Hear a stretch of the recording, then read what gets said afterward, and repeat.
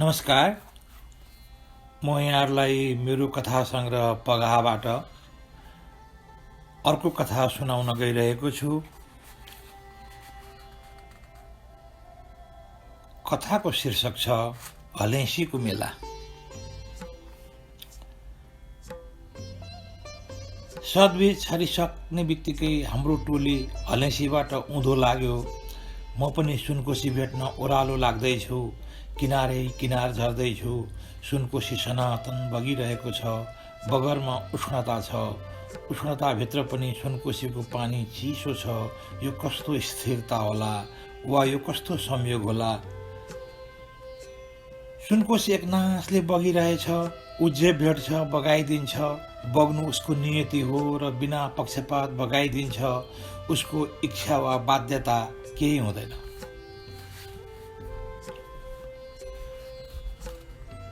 मैले आमालाई अनायासै प्रश्न गरेँ, आमा, यो सुनकोशीले पनि होचो र अर्घेलो गर्छ?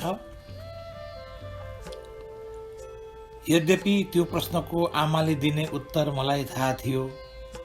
आमाले भन्नुभयो, यी सुनकोशी भनेकी 7 बहिनीमा जेठी हुन्। यिनको दरबारमा सबै समान छन्। होचे अर्घेलोको गुन्जाइस नै छैन। मान्छेका पापहरू सलल बगाउँछिन्, बिना भेदभाव बगाउँछिन्। अनि मैले प्रश्न गरेथेँ, अनि मान्छेमा चाहिँ किन होचो अर्घेलो आमा? मान्छे पनि त सुनकोशी जस्तै भगवानको सृष्टि होइन र? आमाले उत्तर दिनुभएको थियो, स्थितिमा राखेन भने मान्छे हिंसक बन्छ, अराजक बन्छ, पापी हुन्छ, निर्घिणी हुन्छ, कृतज्ञ हुन्छ। त्यसैले थिति बाँधिएको हो छोरा। यो जात चाहिँ किन नि आमा? मैले सोधेथेँ। चलन हो, आमाको टालटुले उत्तर थियो। अनि मैले थप प्रश्न गरेथेँ, पानी नचल्नेले सिएको लुगा चल्छ, हतियार चल्छ, काम चल्छ, काँचो चल्छ, पाकेको किन चल्दैन आमा? आमाले मेरो प्रश्न बुझ्ने कुरै थिएन। हामी लगातार अघि बढिरह्यौँ। सुनकोशी जस्तै उँधो उँधो बगिरह्यौँ। फरक यति थियो, सुनकोशी बिना भेदभाव अघि बढिरहेथ्यो। हामी मान्छे भेदभाव बोकेर अघि बढिरहेका थियौँ। पाप पालेर अघि बढिरहेका थियौँ र पनि हामी मक्ख थियौँ। हामीले धर्म गरिरहेका वा पाप गरिरहेका थियौँ। केही त म पनि बुझ्दै थिएँ, तर के बुझ्दै थिएँ कुन्नी?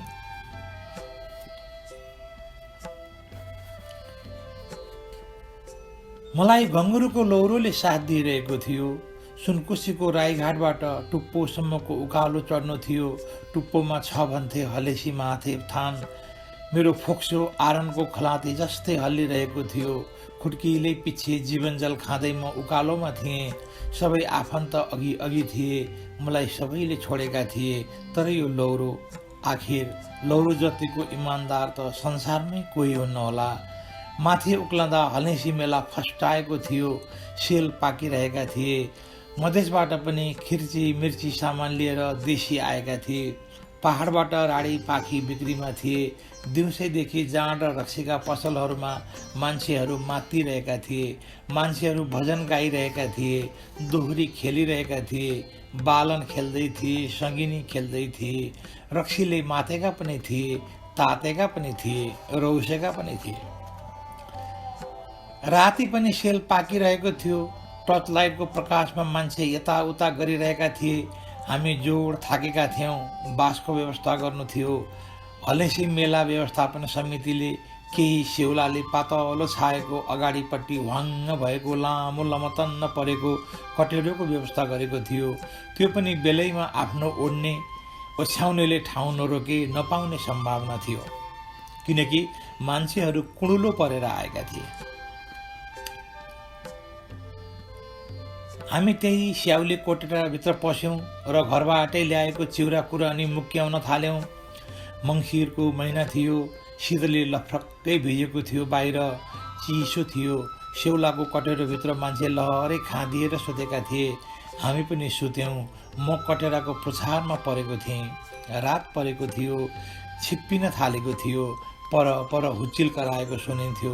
मेलाकै अर्को छेउमा भने रक्सी खाएका मान्छेहरू ङ्वार गरिरहेका थिए।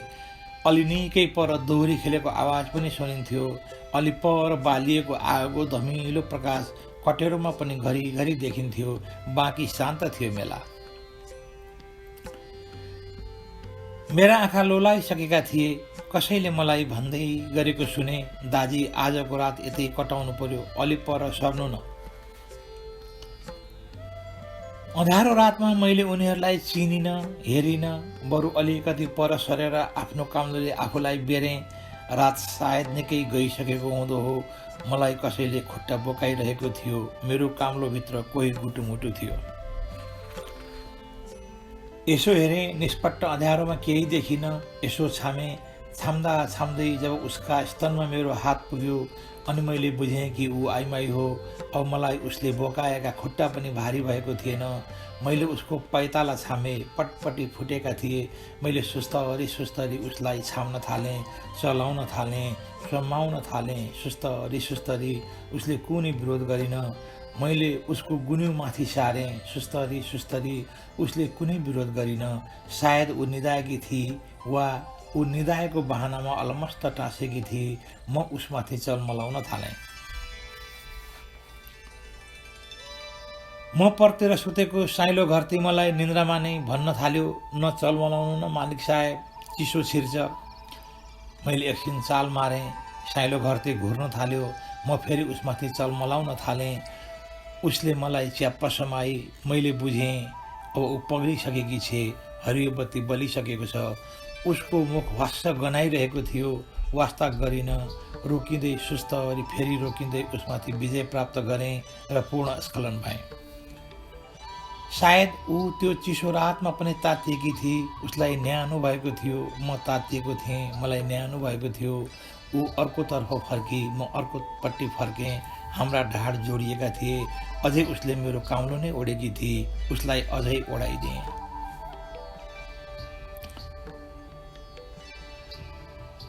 बिहान मान्छेहरू उठ्दै थिए। म पनि उठेँ। ऊ अलि पर कम्बल ओढेर सुतेकै थिए। सायद उसकै मान्छे हुनुपर्छ। एकजना महिलाले उसलाई उठाउँदै भनिन्, उठ ए कान्छी, हेर यसले त बाबुको कम्बल पो ओढिछे, केही थाहा पाउने होइन। ऊ उठी मेरो काम्लो मतिर सर्काई। काली रहेछे। 20-22 होली मैले अड्कल काटेँ। 25 हुन पनि बेर छैन। छिर्के मिर्के गुन्यु लगाएकी उसलाई मैले अघाउँदै हेरेँ। उसमा मान्छेले गरेको हेपाई छर्लङ्ग देखिन्थ्यो। लुगा दरा गतेला थिएनन्। पटपटी फुटेका उसका खुट्टामा चप्पल पनि थिएनन्। ती महिलाले उसलाई भनिन्, मुख धो, चिया खा। पानी, उसले भने। ती महिलाले पानी हालिदिइन्। उसले मुख धोएको जस्तो गरी गुन्युको फेरले पुछी। ती महिलाले चियाको कप भुइँमा राखिदिइन् र भनिन्, ए कान्छी, ला चिया। त्यो देखेर ती महिलालाई मैले सोधेँ, किन दिदी उनलाई चियाको कप भुइँमा दिएको? उसको पानी चल्दैन क्या? सहज उत्तर आएको थियो।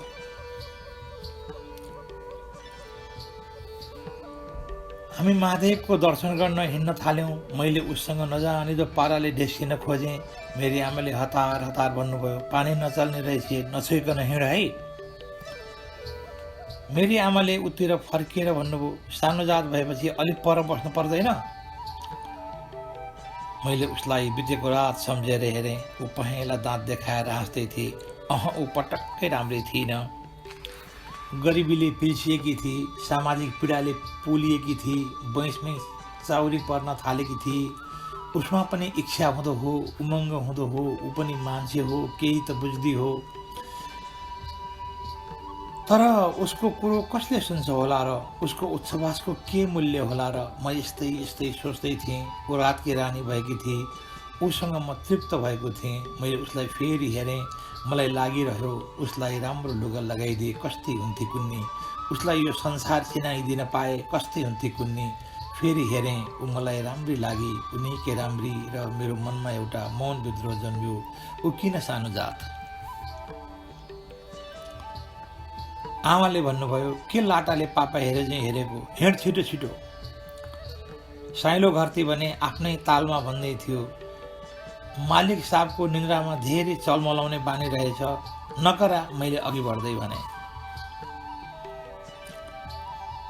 बाला चतुर्दशीको अघिल्लो दिन थियो त्यो। बिहान धारामा नुहायौँ। ऊ पनि आफ्नै मालिकनीसँग नुहाउन पछि मान्छे कुँडुलो लागेका थिए। उसले आफ्नो गुनुलाई छातीमा टन्टनी बेरेकी थिए। नुहाइसकेर हामी बसाथानको छेउबाट हलेसीको पुरै डाँडो परिक्रमा गर्न थाल्यौँ। हाम्रो समूह तितर भयो। म जानी बगालबाट छुट्टिएँ। परबाट ऊ आउँदै थिए। हिँडाइको गति धीमा गरेँ। ऊ आफ्नो समूहमै थिए। मान्छेको हुलसँगै म पनि उसको पछि लागेँ। ऊ उसका मान्छेका आँखा छलेर म नजिक आई खितिती हाँसी र भनी, हगी बाजे, भित्र चल्ने बाहिर नचल्ने, कस्तो होला यो नियम? उफ, ऊ त हाँसिरहेकी छे। यो विभेद सहेर नै हाँसिरहेकी छे। अचम्म, वास्तवमा अचम्म छ। अमानवीय पनि छ, असामाजिक पनि छ, गैर कानुनी पनि छ। मान्छेले जानेका पनि छन्, बुझेका पनि छन्, भाषण पनि गर्छन्। तर किन ऊ पानी नचल्ने छ? के छ यसको तादात्म्य? उसकी मालिकनीले कराइन्, कान्छी ए कान्छी, कता गइस हौ? यताउति गरिस् भने हराइन्छ, चाँडै आइज। उसले हतार मलाई कोट्याई, भन्नुहोस् न बाजे, लुकेर भित्री पनि चल्ने, बाहिर पनि नचल्ने, हाकाहाकी किन नचल्ने? मान्छेले थाहा पाएर किन नचल्ने बाजे? म सुनकोशी किनारे हिँडिरहेको छु। सुनकोशी बग्दैछ। सुनकोशीको छालमा एउटा ढुङ्गा फालेँ। पानी उफ्रियो। म सोचिरहेको छु, को होली त्यो काली केटी? ऊ पीडामा पनि किन हाँस्छे? हामी बाटामा पर्ने साप्सो खोलाको किनारमा बास बस्यौँ। लहरै सुत्यौँ। रात छिप्पिँदै थियो। म उसैलाई सम्झिँदै थिएँ। निद थिएन। उल्लो र पल्लो उल्टो फर्कँदै कति बेला निदाएँ कुन्नी, मेलो पाइन। म निदबाट अचानक बिउजिएँ। पसिना भएको रहेछु। सपनामा पनि ऊ मलाई भन्दै थिए, बाजे भन्नुहोस् न, काँचो किन चल्ने, पाकेको किन नचल्ने? धन्यवाद। रचना मिति 2073 12/7 धापासी काठमाडौँ।